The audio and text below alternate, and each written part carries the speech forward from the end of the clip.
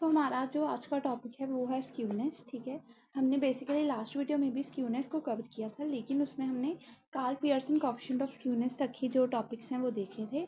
इस वीडियो में हम कवर करेंगे Bowley's coefficient of skewness and Kelly's coefficient of skewness. ठीक है, इन दो टॉपिक्स को हम कवर करेंगे और उनके ऊपर प्रैक्टिस क्वेश्चन भी देखेंगे। ठीक है,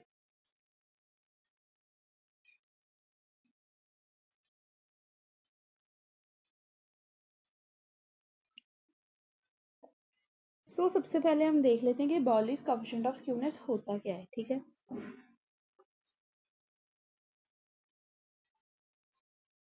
बॉलीज कोएफिशिएंट ऑफ स्क्यूनेस होता क्या है। जो बॉलीज कोएफिशिएंट ऑफ स्क्यूनेस है ये क्वार्टाइल्स के ऊपर डिपेंडेंट होता है। किसके ऊपर डिपेंडेंट होता है? क्वार्टाइल्स के। और क्वार्टाइल्स हमारे क्या होते हैं ये भी मैं आपको बता देती हूँ। This is based on quartiles in statistics. ये मैंने पहले एनोटेट की थी स्लाइड, चलो कोई बात नहीं, मैं दोबारा से अब कर देती हूँ ताकि आपको एग्जैक्ट सही डाटा मिल जाएगा।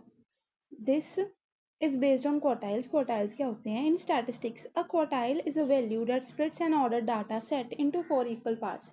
मान लीजिए अब मेरे पास कोई डाटा सेट है ये वाला 1 2 3 4 5 6 7 8, ये मेरे पास x की वैल्यूज दी हुई हैं। अब क्वार्टाइल क्या चीज है? इस डाटा को 4 इक्वल भागों में डिवाइड करेगा। तो सबसे पहले तो मैं इनका हाफ करूंगी। ये जो यहाँ पर इसका हाफ हुआ कि एक डाटा सेट इधर एक डाटा सेट इधर हो गया, तो इस क्वार्टाइल को हम कहते हैं Q2 या मीडियन।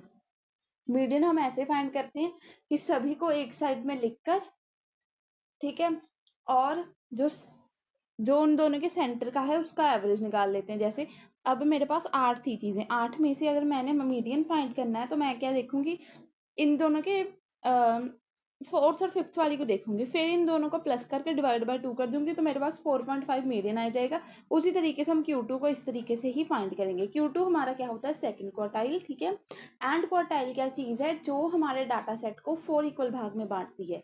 अब 2 भागों में हो गया। अब ये अब हमने तो 4 भागों में बांटना है, तो हमने क्या किया? इसका भी हाफ और इसका भी हाफ। जहां पर ये हाफ हुआ वहां पर Q1, जहां पर ये हाफ हुआ वहां पर Q3। अब थोड़ा सा पढ़ लेते हैं कि पहले तो यही चीज है कि क्वार्टाइल हमारा स्प्लिट करता है ऑर्डर डाटा सेट को 4 इक्वल पार्ट्स में। सेकंड चीज, ईच रिप्रेजेंटिंग 25% ऑफ डाटा। जैसे हम 100 के 4 भाग करते हैं तो 25 25 25 आ जाता है, वैसे ही हमने इस 100% का, ये जो पूरा 100% है, इसका जब भाग किया तो ये भी 25, ये भी 25, ये भी 25, ये भी 25 आ गया। ठीक है, 3 quartile points are use to make this 4 section. कितने सेक्शन बने? 1 2 3 एंड 4। और पॉइंट्स कितने बने हमारे? 1 2 एंड 3। ठीक है, इन तीनों को क्या कहते हैं? First quartile Q1, second quartile Q2, third quartile Q3। ठीक है, होप आपको मेरी जो बात है वो समझ आ गई होगी। एक बार फिर से बता देती हूँ, क्वार्टाइल हमारा क्या होता है? कोई भी डाटा सेट को अगर हमने 4 भागों में बांटना है, उसका 25-25% करना है, तो हम क्वार्टाइल्स की हेल्प लेते हैं। एंड चाहे हमारे नंबर ऑफ सेक्शंस 4 हैं, लेकिन इसकी जो बांट हमने करनी है, बंटवारा करना है, उसको हम 3 चीजों से बांटते हैं। ये आप इस तरीके से समझ सकते हैं, जैसे घर की किसी की जो है बंटवारा होता है तो क्या है, ये यहाँ पर एक वॉल डाल दी उन्होंने, एक वॉल यहाँ पर डाल दी, एक वॉल यहाँ पर डाल दी, तो यहाँ पर 4 फैमिलीज रह रही हैं, लेकिन जो नंबर ऑफ वॉल्स हैं वो कितनी है? 3। और साइड पर तो वॉल्स होती हैं घर के। ठीक है, तो आप इसको इस तरीके से भी समझ सकते हैं। अब हम चलते हैं हमारे फॉर्मूला के ऊपर। अब जो हमारा बॉलिस कोएफिशिएंट ऑफ स्क्यूनेस है उसका फॉर्मूला यही होता है, ये आएगा इसका फॉर्मूला। ठीक है, इसमें आप एक चीज सही कर लेना, एस के पैर में ना के और साथ में बी है, क्योंकि ये कोएफिशिएंट है हमारा बॉलिस वाला। ठीक है, एंड फॉर्मूला देखो, Q3 माइनस मीडियन। अब मीडियन की जगह आप Q2 भी लिख सकते हो। ठीक है, मीडियन और जो आपका Q2 होता है यानी कि सेकंड क्वार्टाइल, ये सेम होते हैं। ठीक है, Q3 minus median minus Q1 divide by Q3 minus median plus median minus Q1। या आप इसको इस तरीके से लिख सकते हो, अब इन्होंने मीडियन वाला ऐड करके बताया है, Q3 plus Q1 minus 2 median upon Q3 minus Q1। ठीक है, इस तरीके से दोनों में से कोई भी यूज कर सकते हैं। एंड ये आपने फॉर्मूला अपनी फॉर्मूला नोटबुक में लिख लेना है। ठीक है, साथ में ही अब हम बात करते हैं हमारे सिमेट्रिकल डाटा के लिए। जैसे हमने पहले अल्फियरसन वाले में देखा था, वैसे ही इसमें भी है कि अगर हमने सिमेट्रिक डाटा की बात करनी है तो हमारा एस के बी जो है, एस के पी लिखा हुआ ना यहाँ पर, जितने जगह पर भी लिखा है सही कर लेना, एस के बी आएगा। एस के बी क्या है, थीटा के बराबर होता है, ठीक है। वैसे सिमेट्रिक डाटा की यहाँ पर बात ही नहीं आएगी, चलो फिर भी मैंने आपको बता दिया। देन आ गया हमारा पॉजिटिवली स्क्यूड एस के बी, ठीक है। तो इसका फॉर्मूला ये होगा, ये कैसे होगा, Q3 plus Q1 minus 2 median is greater than 0 and for negatively skewed data Q3 plus Q1 minus 2 median less than 0, ठीक है। ये आ गया हमारा बॉलीज कोएफिशिएंट ऑफ स्क्यूनेस, ठीक है। आप चाहें तो इसका स्क्रीनशॉट ले सकते हैं। वैसे तो ये वाली स्लाइड्स आपको एनोटेशन में भी मिल जाएंगी, ठीक है, नहीं तो साथ साथ में आप लिख भी सकते हैं। अब हम बात करते हैं तीनों क्वार्टाइल की। वैसे तो आपको पता चल ही गया है क्या चीज़ है, फिर से देख लेते हैं एक बारी। द थ्री क्वार्टाइल्स क्या है, सबसे पहले फर्स्ट क्वार्टाइल जिसको कि हम Q1 भी कहते हैं और लोअर क्वार्टाइल भी कहते हैं। The 25th percentile 25% of data falls below this number. ये देखिए यहाँ पर मैंने एकदम इलस्ट्रेशन से बताया गया कि ये जैसे वो ही मैंने कहा 4 फैमिलीज हैं, 3 इनमें वॉल्स हैं, ठीक है। तो फर्स्ट फैमिली के पास कितना एरिया है घर का, 25%। सेकंड के पास कितना है, 25%, ठीक है। थर्ड के पास कितना है, यहाँ पर भी 25, फोर्थ के पास भी 25, ठीक है, इस तरीके से। लेकिन अब हम तो क्वार्टाइल की बात कर रहे हैं, तो हमने देखना है कि वॉल के अंदर कितना एरिया। सबसे पहले जो फर्स्ट वॉल है, फर्स्ट वॉल के अंदर कितना, 25% एरिया। सेकंड वॉल है the 50th percentile, this is the exact middle of data. अब सेकंड वॉल है, उसके अंदर जो हम डाटा देख रहे हैं वो सिर्फ यहाँ से यहाँ तक नहीं देख रहे, वो हम पूरा देख रहे हैं यहाँ से लेकर यहाँ तक। तो यहाँ पर 50th परसेंटाइल डाटा है, ठीक है। देन थर्ड क्वार्टाइल जिसको कि हम अपर क्वार्टाइल भी कहते हैं, इसमें होता है 75% of data falls below this number. तो यहाँ से लेकर यहाँ तक इस वॉल तक कितना डाटा है हमारा, 75th परसेंटाइल, ठीक है। और यहाँ से लेकर यहाँ तक डाटा हमारा 100 परसेंटाइल, वो तो टोटल ही हो गया, ठीक है। लेकिन हमने तो Q3 Q2 एंड Q1 के रिस्पेक्ट में बताना था, इसलिए हमने ऐसा किया,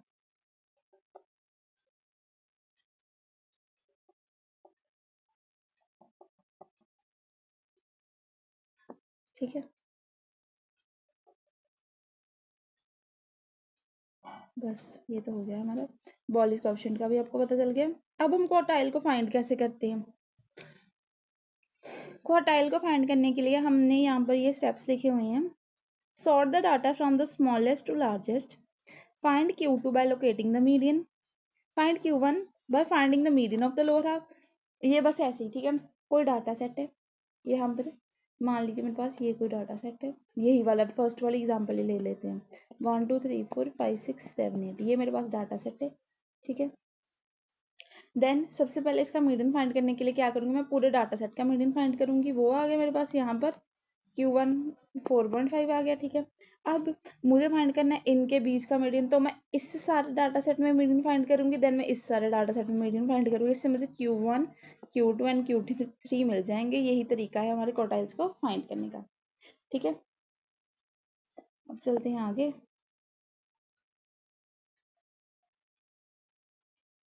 अब आ गया हमारे पास Bowley's coefficient of skewness of the data given below, ठीक है। ये डाटा आपका लिखा हुआ है जो कि है नंबर ऑफ चिल्ड्रन पर फैमिली कितने हैं, 0 1 2 3 4 5। नंबर ऑफ फैमिली जो कि हमारा फ्रिक्वेंसी होता है 4 10 15 12 7 एंड 2।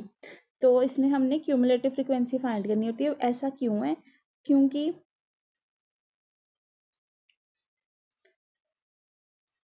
क्योंकि हमें यहाँ पर जो डाटा है उसको क्यूमुलेटिव फ्रिक्वेंसी के अंदर देखना है कि वो लाई कर रहा है या नहीं लाई कर रहा, ठीक है। तो सबसे पहले तो मैं इसको थोड़ा जूम इन कर लेती हूँ एंड ये मैं सारा डाटा खुद से दोबारा लिखती हूँ ताकि आपको पता चलेगा कि मैंने किया क्या यहाँ पर। सबसे पहले तो हमने देख लेना है कि हमारा जो x है वो सारी दी हुई है, f दी हुई है, ठीक है। तो क्यूमुलेटिव फ्रिक्वेंसी हम कैसे फाइंड करते थे, हम फर्स्ट वाली जो इनिशियल वाली फ्रिक्वेंसी सिमिलर लिख लेते हैं। सेकंड के लिए हम क्या करेंगे, इस 4 को 10 के साथ प्लस करेंगे और यहाँ लिख देंगे 14, 14 को 15 के साथ 29, 29 प्लस 12 हो जाएगा 41, 41 प्लस 7 48, 48 प्लस 2 50। इस तरीके से हमारा सिग्मा FI 50 आ गया, ठीक है। अब हमने कैसे इसको फाइंड करना है। सबसे पहले मैंने यहाँ पर लिखा हुआ है सारा डाटा जो भी आपका है, मिनट, ये देखिए हम यहाँ पर मीडियन का फॉर्मूला यूज करेंगे, जो कि हम कैसे करेंगे, साइज ऑफ n+1th टर्म देखेंगे, उससे हमें पता चल जाएगा कि हमारा जो ये वाला डाटा है वो किस वाले x के अंदर लाई कर रहा है। ठीक है, आपको थोड़ा डिफिकल्ट लग सकते हैं यहाँ पर, लेकिन एक बार आप स्टेप्स देख लेंगे आपको बिल्कुल आसान लगेगा। सबसे पहले हम यहाँ पर मीडियन फाइंड कर रहे हैं, मीडियन यानी कि हमारा Q2 फाइंड कर रहे हैं। ठीक है, सबसे पहले हमने लिख लिया साइज ऑफ n+1th टर्म। ठीक है, तो n हमारी यहाँ पर क्या है, हमारी सिग्मा FIN है। ठीक है, n हमने लिखी साइज ऑफ 50 + 1/2 अथ टर्म। ठीक है, इतना आ गया।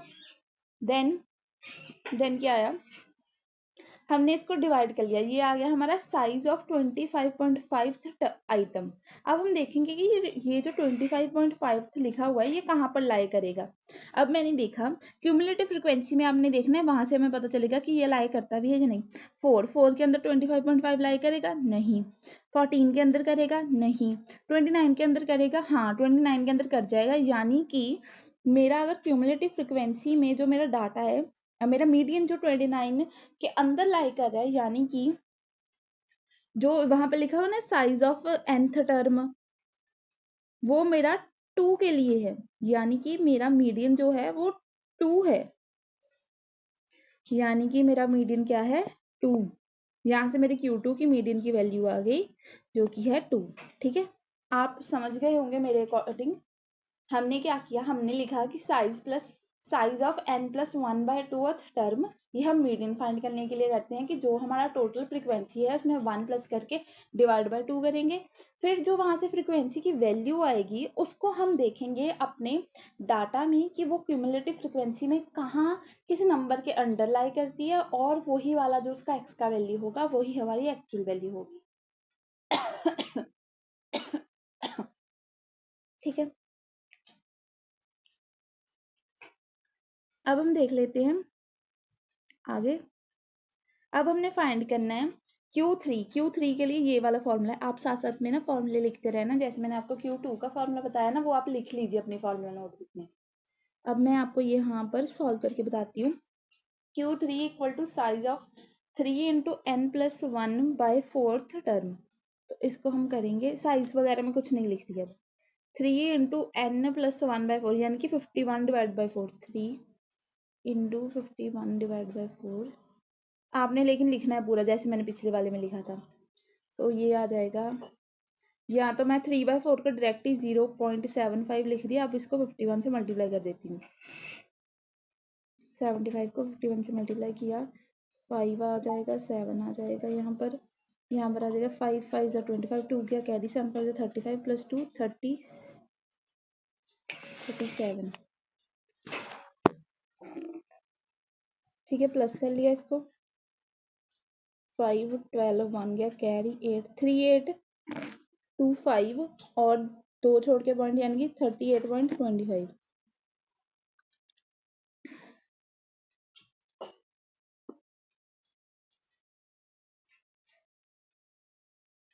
तो यहाँ पर आ जाएगा 38.25। ये आ गया मेरा क्यूमुलेटिव फ्रीक्वेंसी में। अब मैं चेक करूंगी कि ये जो 38.25 है किसके अंदर लाई कर रहा है। चलो चले उसी पेज पर जहाँ पर हमने ये डाटा लिखा था। देखो 38 किस में लाई करेगा, 41 में कर जाएगा 38 लाई, हाँ जी कर जाएगा। तो यहाँ पर मेरा 38.25 जो भी है वो लाई किया, यानी कि अब मेरा Q3 का वैल्यू आ गया 3, Q3 आ गया 3, Q2 आ गया 2। ठीक है, अब हमने फाइंड करना है Q1 को। अब हमने क्या फाइंड करना है, Q1 की वैल्यू को फाइंड करेंगे। अब जो हमारा Q1 होता है, मैं आपको इसका जो है फॉर्मूला बताती हूँ कि क्या होगा फॉर्मूला। जैसे जैसे मैंने आपको सारे फॉर्मूला दिखाए हैं ना, वो साथ साथ में अपने आप में जो है फॉर्मूला नोटबुक में जरूर से ऐड करने हैं, क्योंकि ये जो फॉर्मूलाज होते हैं ये बहुत ज्यादा इंपॉर्टेंट है। ठीक है, इसलिए अब Q1, क्योंकि ये जो है हमारा फर्स्ट पार्ट होता है ना डाटा का, तो इसमें हम 3 के साथ इसको मल्टीप्लाई नहीं करेंगे, डायरेक्ट लिखना है यहाँ पर हमने साइज ऑफ n+1/4 अथ आइटम, ठीक है, ये लिख लीजिए अपनी फॉर्मूला नोटबुक में कि साइज ऑफ n+1/4 टर्म देखनी है हमने। तो इसका अगर करें हम तो ये वही आ जाएगा, क्या था 51/4 है ना, 51/4 आ गया। अब 51 को 2 से डिवाइड किया था तो तब था आंसर 25.5, उसको 2 से करें तो 25 का हाफ 12.5 और 0.5 का हाफ 0.25, तो ये अराउंड आएगा 12.5 + 0.25 12.75, ठीक है। तो आप उसको वैसे तो कैलकुलेटर पर डिवाइड करके भी देख सकते हैं, मैन्युअली भी डिवाइड करके देख सकते हैं, मैंने माइंड में कर लिया। ओके, सो ये आ गया मेरा आंसर। देन अब मैं देखूंगी ये किस डाटा सेट में है, इसका मुझे भी साइज देखना है कि किस कहाँ पर है। देन मैं कहूंगी कि ये Q1 हमारे की वैल्यू इतनी है। अब 12 किसके अंदर आएगा, 4 के अंदर आएगा, नहीं 14 के अंदर आ जाएगा, 12.75 14 के अंदर आ जाएगा, यानी कि मेरे Q1 की वैल्यू है 1, यानी कि मेरे Q1 की वैल्यू 1, Q2 की 2, Q3 की 3। तो मैंने Q1 Q2 Q3 तीनों फाइंड कर लिए। अब ये आ गया मेरे 1 के अंदर, ठीक है। यहाँ पर मैंने इसका साइज देखा, Q1 की एक्चुअल वैल्यू ये है, ठीक है। Q3 की एक्चुअल वैल्यू 3 है, ठीक है, एंड Q2 की तो मैंने लिखी हुई है। अब हम इसके फॉर्मूला में इसको पुट करेंगे। अब फॉर्मूला जो मैंने सेकंड में लिखा था ना, ये यहाँ पर एक मिनट,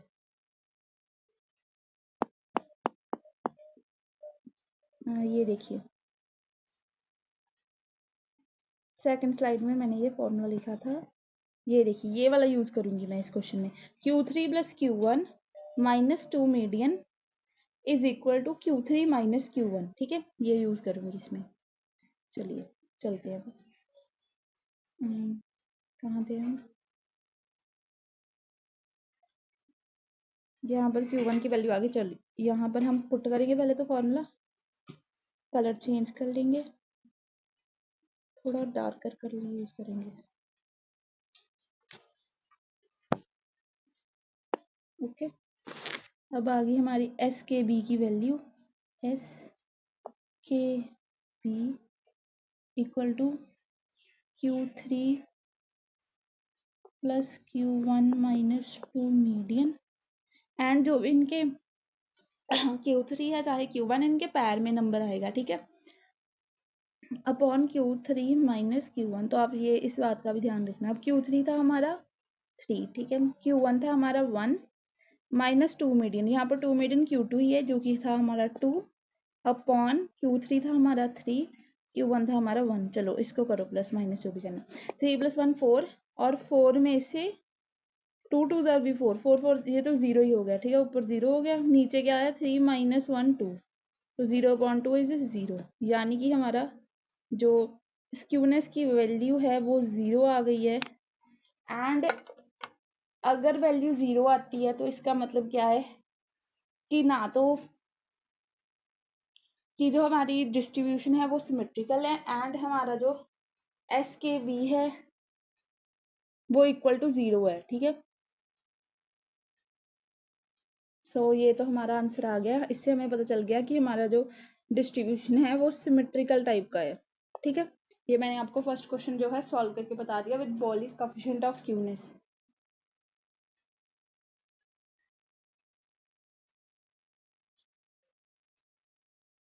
अब नेक्स्ट क्वेश्चन जो है बॉलीज कोएफिशिएंट ऑफ स्क्यूनेस का ही है, ठीक है। इसमें जो है सिमिलर ही क्वेश्चन है, कुछ है ही नहीं डिफरेंट, ठीक है। ये सॉल्व करेंगे हम एक, एंड देन है मैं आपके लिए केलीज कोएफिशिएंट ऑफ स्क्यूनेस भी लेकर आई हूँ, एंड एक क्वेश्चन इसका भी है, ठीक है। उसके बाद में है आपके होमवर्क क्वेश्चंस। तो सबसे पहले हम जो है सॉल्व करेंगे ये वाला क्वेश्चन जो मैंने आपको पहले बताया, जो हम बॉलीज कोएफिशिएंट से सॉल्व करेंगे, ठीक है। और साथ में आपने क्या करना है, आपका क्या काम है, अपने कमेंट करके ज़रूर बताना है कि आपको वीडियो कैसी लगी, और आंसर्स देने हैं मेरे क्वेश्चन के जो मैं आपको होमवर्क क्वेश्चन देती हूँ, ठीक है। अभी तक मुझे किसी बच्चे के भी होमवर्क क्वेश्चन के आंसर नहीं मिले हैं, तो आपने कमेंट सेक्शन में 1 2 3 4 टाइम स्टैम्प लगाकर लिखना है कि इस वाले क्वेश्चन का ये आंसर है, इस वाले क्वेश्चन का ये आंसर है। मैं कब से देख रही हूँ, किसी एक बच्चे ने भी मेरी जो ये सीरीज है अच्छे तरीके से फॉलो नहीं की है। मैं आपके लिए कंटेंट लेकर आ रही हूँ, तो आप अच्छे तरीके से इसको फॉलो कीजिए। सो हम देख लेते हैं सबसे पहले क्या बॉलीज का ऑप्शन फाइंड करना है। वेरिएबल्स दिए हुए हैं, ठीक है, वेरिएबल हो कुछ भी हो वो तो हमने देखना नहीं है। हमने जो देखना है वो क्या है कि इसका हम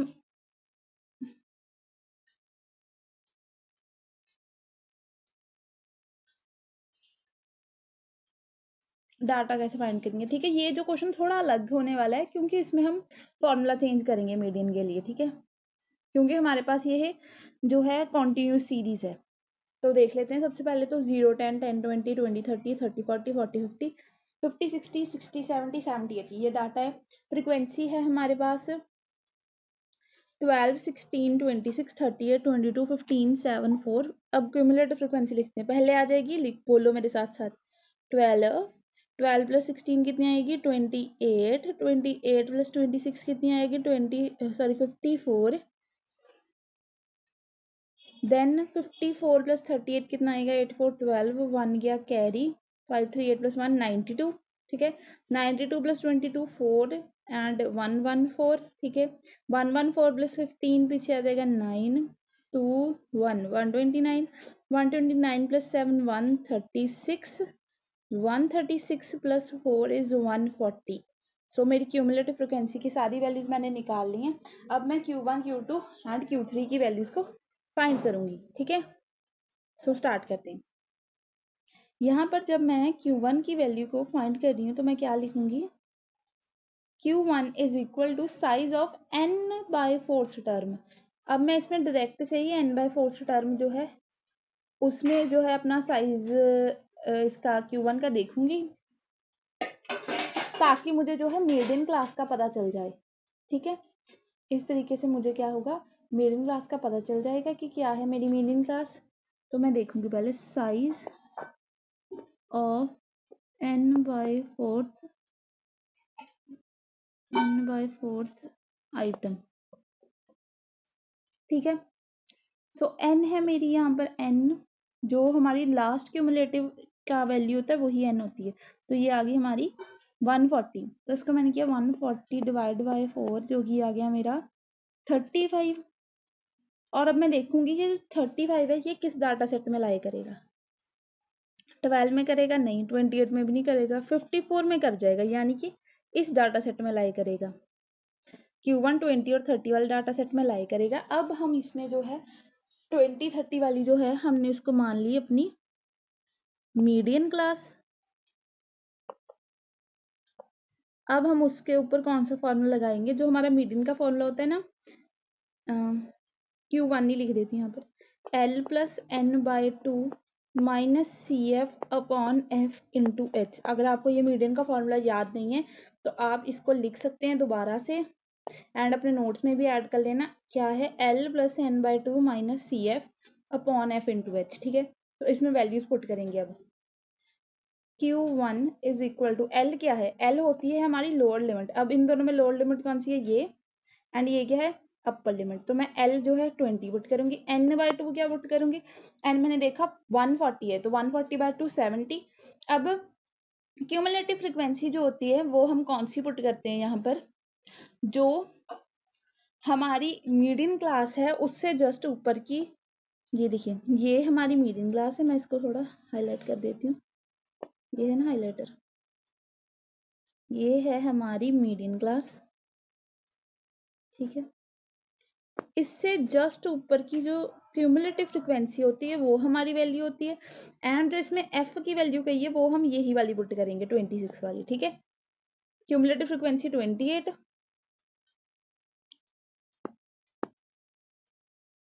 एंड एफ जो है वो है 26।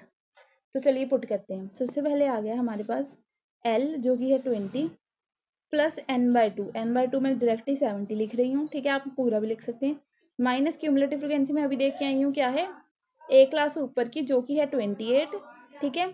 डिवाइड बाय, डिवाइड किससे करेंगे हम इसको, फ्रीक्वेंसी की वैल्यू से, जो कि है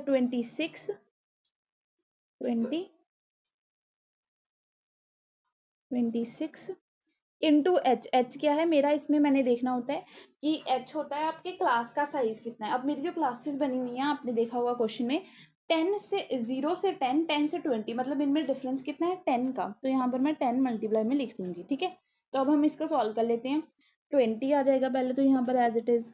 ठीक है, देन क्या आएगा, 70 में से 20 माइनस किया, 70 में से 30 माइनस करते हैं तो आ जाता है 40, एंड 28 किया तो 42 डिवाइड बाई 26 इंटू 10। ठीक है, अब आप इसको जो है डिवाइड भी कर सकते हैं, ये तो आ जाएगा 14 3 जार 42, लेकिन फिर वो नहीं जाएगा उसके ऊपर। दोनों को अगर हम 2 से डिवाइड करें तो 13 आएगा, एंड ऊपर आ जाएगा 21।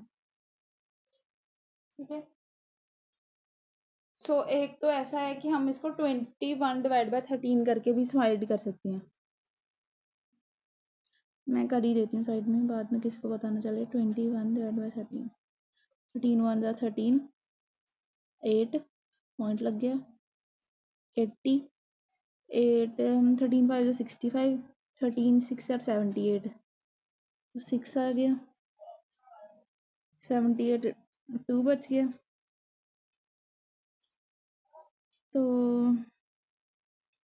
1.60 मैंने मान लिया। ठीक है, ये आया 20 प्लस 1.60 इंटू 10, 16 ही हो जाएगा। ठीक है, तो मेरा जो है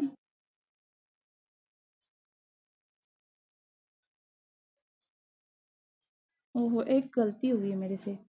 यहाँ पर जो हमने n/2 है, वो n/2 तो हम उस केस में करते हैं जब हमने Q2 फाइंड करना होता है, लेकिन यहाँ पर हमने Q2 नहीं फाइंड करना था, यहाँ पर हमने फाइंड करना था हमारा Q1, इसलिए यहाँ पर n/4 होना है। ठीक है, ये मुझसे थोड़ा सा मिस्टेक होगी, यहाँ पर n/4 कर लेना आप। फिर यहाँ पर भी एक चीज़ आएगी, यहाँ पर 35 हो जाएगा 70 की जगह, तो वैल्यू सारी चेंज हो गई हैं। 35 बाकी वैसे ही रहेगा, 35 माइनस 28 तो डायरेक्टली 7 आ जाएगा, 7/26 था। ठीक है, अब इसको सॉल्व कर लेते हैं, कोई बात नहीं। अगर मैं 7 को 26 से डिवाइड करूँ तो 0.70, फिर अब आया इसमें नहीं, 1 को नहीं, 26 से 2 ज़ार 52, एंड 26 3 ज़ार तो बढ़ जाएगा मेरे हिसाब से। हाँ, 26 से 2 ज़ा ही जाएगा, ये 2 पर गया 52 आया। ठीक है, तो बच गया 18, फिर से 0 गया तो ये किस पर जाएगा,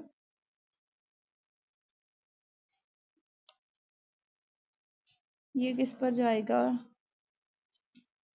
26 को अगर मैं 3 से मल्टीप्लाई करूँ तो 6 3 18 प्लस 1, 2 3 6 प्लस 1 7, 78 था। ठीक है, अब 2 5 10, 2 6 12, 2 7 14, 2 8 16। 26 को 8 से मल्टीप्लाई करके देखते हैं, 26 इंटू 8, 6 8 48, 2 8 16 प्लस 4, 208 आ गया, बढ़ गया ये तो वैल्यू। 26 को 7 से कर लेते हैं, 6 7 42, 4 गया कैरी, 2 7 14 प्लस 4 18, 182 आ गया, ये भी बढ़ गया। 26 को 6 से ही कर देते हैं, 26 इंटू 6 इज 6 6 36, 2 6 12 प्लस 3 156, तो ये अगर मैं 6 पर भेजूँ तो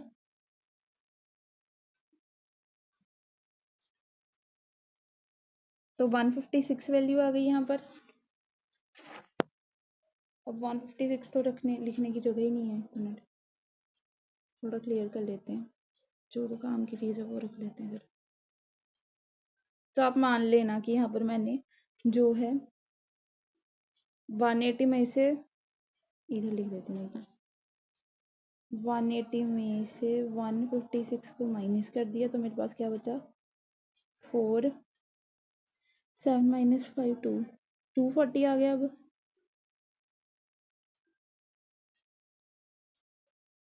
ठीक है, तो मैं इसको यहीं पर छोड़ रही हूँ, मेरे पास 0.26 वैल्यू आ गई है। ठीक है, होप आप समझ गए होंगे मैं क्या कहना चाहती थी। ये सारा हम इरेज कर देंगे, ये भी ये भी ये भी। ठीक है, अब यहाँ पर लिखेंगे Q1 इक्वल टू 20 प्लस 7/26। ये आ गया 20 प्लस 0.26 इंटू 10। देन ये आ गया 20 प्लस एक पॉइंट जो है वो आगे चला जाएगा, यानी कि यहाँ पर आ जाएगा वो वाला पॉइंट। तो ये आ गया 0.2.6। तो इनको प्लस किया तो आ गया 22.6। हमारे Q1 की वैल्यू आ गई 22.6। अब इसी तरीके से हमने Q2 फाइंड करना है एंड Q3 फाइंड करना है। देन हमने जो है इसका कोफिशिएंट ऑफ स्क्यूनेस फाइंड करना है। अब जो हमारा Q2 होगा, ठीक है, वो आपने फाइंड करना है हमारा नॉर्मल जो फॉर्मूला होता है मीडियन का, जो मैं पहले लगा दिया था। एंड Q3 के लिए हमने ये वाली चीज़ करनी है। ठीक है, ये देखिए मैं अब आपको जो है Q2 और Q3 का फॉर्मूला बता दूंगी और आपने क्या करना है, इस क्वेश्चन को खुद से सॉल्व करना है। Q2 is equal to L plus N by 2 minus C F upon F into H. ठीक है, एंड इसकी जब आपने साइज फाइंड करना है या आपने मीडियम क्लास फाइंड करनी है तो n/2 करके ही करनी है। ठीक है, अब हम देख लेते हैं Q3 के लिए। ये आपने करना है L+3 n by 4 minus C F upon F into H. इसका जो आपने जो हमारी मिडिल क्लास फाइंड करने के लिए 3n/4 करना है। देन इसके ऊपर आपने अपने जो कॉफिशिएंट ऑफ स्क्यूनेस का फॉर्मूला है जो हमने फाइंड किया था Q3 plus Q1 minus 2 median divide by Q3 minus Q1 को पुट करके वैल्यू जो है कमेंट सेक्शन में बतानी है। ठीक है, अब हमारे पास आगे होता है केलीज कॉफिशिएंट ऑफ स्क्यूनेस। ठीक है, ये जो है बेस्ड होता है आपके डिसाइल और परसेंटाइल के ऊपर। ठीक है, डिसाइल होता है कि आपकी मतलब जैसे हमने वैल्यू फाइंड की थी कि हमने इसको 4 भाग में बांटा था in the form of quartile को। ठीक है, लेकिन डिसाइल में क्या हो जाता है, उसी जो हमारा डाटा है उसको हम इस हिसाब से बांटते हैं कि उसके 10 भाग हो जाएं। ठीक है, तो इसको हम इस तरीके से फाइंड करेंगे। इस तरीके से ये होता है जैसे P10 और P90 है ना, ऐसी कोई चीज़ है मेरे पास। पूरी चीज़ जो है मेरी 100 है, लेकिन जो मेरा P10 है उसके अंदर सिर्फ जो है मेरा 10 भाग जाता है, और जो मेरी चीज़ P90 है उसके अंदर मेरा क्या है 90% जो है पार्ट वो चला जाता है। ठीक है, एंड इसमें हम मीडियन भी फाइंड करते हैं, वो तो सिमिलर उसी तरीके से फाइंड हो जाता है। एक बार इसका फॉर्मूला देख लेते हैं। P10 plus P90 minus 2 median divide by P90 minus P10 is equal to DN plus D1 minus 2 median upon DN minus D1। ये तो अगर आपने डिसाइड लिखना हो तो तब आपने करना है, नहीं तो परसेंटाइल वाले फॉर्मूला से ही इसको फाइंड कर सकते हैं। ठीक है, सो यहाँ पर क्या है, सिमिलर हमें एक जो है डाटा आपको दिया हुआ है, वेजेस पर डे दी हुई हैं। कैलकुलेट करना है Kelly's coefficient of skewness, number of person दिए हुए हैं। एक्स की वैल्यू मैंने लिख ली है 100, 110, 120, 130, 140 एंड 150। एंड मैंने फ्रिक्वेंसी की वैल्यूज भी लिख ली हैं जो कि हैं 8, 14, 30, 21, 12 एंड 4। ठीक है, अब हम क्यूमुलेटिव फ्रिक्वेंसीज देखते हैं। सबसे पहले तो सिमिलर ही आ जाएगी, 8 8 ही आ गई, 8 प्लस 14 आ गई 22, 22 प्लस 30 आ गई 52, 52 प्लस 21 आ गई कितनी आई 73, 73 प्लस 12 आ गई 85, 85 प्लस 4 आ गई 89 एंड सिग्मा एफ आई मेरा आ गया कितना 89। ठीक है, अब हमने सबसे पहले तो P10 को फाइंड करना है। ये फॉर्मूला लिख लेना आप।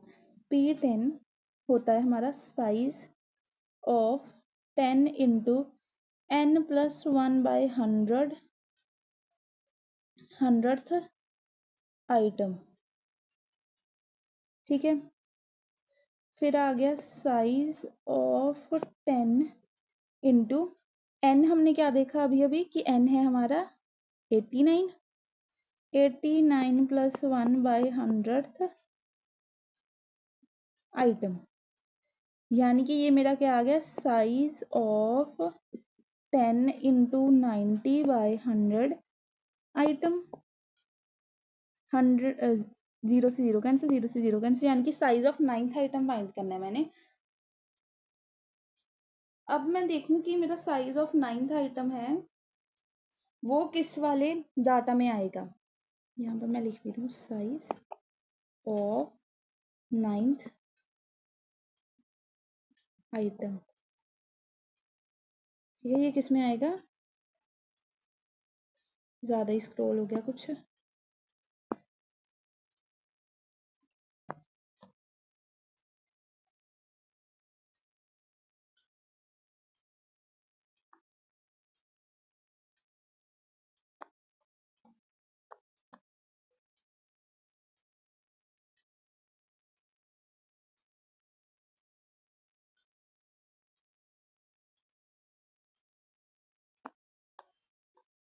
यहाँ पर थे हम, यहाँ पर साइज ऑफ nth आइटम को देखने के लिए मैं क्या करूँगी, यहाँ पर जाऊँगी। अब मैं देखूँगी 9 किस में लाई करेगा, 8 में करेगा नहीं, 22 में कर जाएगा। तो 22 के अगर मैं सामने जाऊँ करस्पॉन्ड में क्या है 110, तो यहाँ से मुझे क्या है मेरा P10 का जो है वैल्यू मिल गई जो कि है 110। सो माई P10 इज इक्वल टू 110। अब सिमिलरली हम क्या फाइंड करेंगे, P90 को इस तरीके से फाइंड करते हैं। P90 is equal to size of 90 into n plus 1 by 100th item, 100th item, ठीक है। तो ये आप लाइन सारी खुद से लिखते जाना, मैं सिर्फ जो है बीच का डाटा सॉल्व कर देती हूँ। 89 और साथ में क्या है n plus 1 by 100, n plus 1 by 100 क्या आ जाएगा, 89 प्लस 1 क्या 90, 90 बाय 100। अब हमने जीरो के साथ जीरो कैंसिल कर दी, जीरो के साथ जीरो कैंसिल कर दी। अब ये आ गया मेरा कौन सी टर्म, 9 9 जा 81th term, 81th item. 81th item अगर मैं देखूँ यहाँ पर कहाँ पर किस में लाई करेगी, 81 73 में नहीं करेगी, 85 में कर जाएगी। तो यानी कि मेरी जो P90 है वो 140 है। मेरी P90 क्या आ गई 140 आ गई, ठीक है।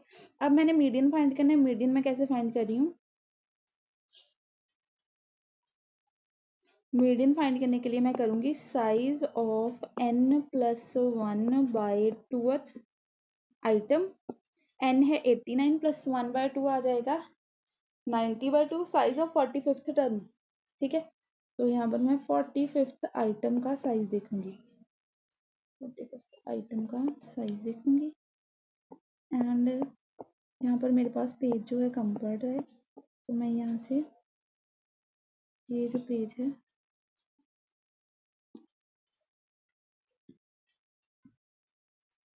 इसको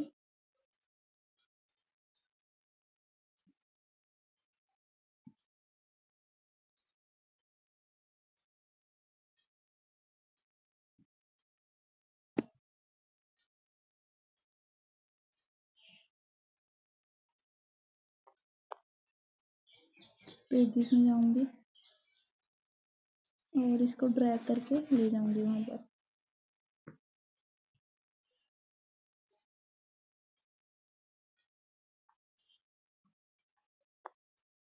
नहीं तो हमें यहाँ पर जाने की ज़रूरत ही नहीं है, हम जाएंगे डायरेक्ट जहाँ पर हम काम कर रहे थे अपना।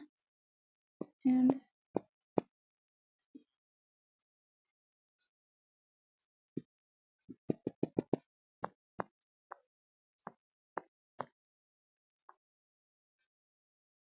यहाँ पर जाएंगे एंड यहाँ से ऐड पेज कर लेंगे, ठीक है। एक और कर लेंगे। तो अब हमारे पास आ गया कि मैंने क्या फाइंड करनी, 45th टर्म। अब मैं 45th टर्म को यहाँ पर देखूंगी कि कहाँ पर लाई कर रही है मेरी 45th टर्म। 8 में करेगी नहीं, 22 में करेगी नहीं, 52 में कर जाएगी। यानी कि जो मेरा मीडियन है वो क्या है 120। मीडियन मेरा क्या आ गया 120। 45th टर्म के अकॉर्डिंग मेरा आ गया मीडियन 120, ठीक है। मीडियन 120 आ गया। P10 आया था, एक बार यहाँ पर वैल्यूज लिख लेती हूँ। P10 आया था 110, मीडियन आ गया मेरा 120, P90 मेरा आया था कितना 140, ठीक है। इसके अकॉर्डिंग जो मेरा SK K की वैल्यू आएगी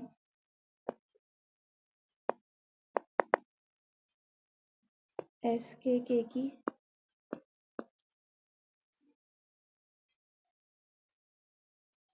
एस के की वैल्यू जो है वो आई P10 plus P90 minus 2 median upon P90 minus P10। ठीक है, इसमें वैल्यूज पुट करके हम फाइंड कर लेंगे।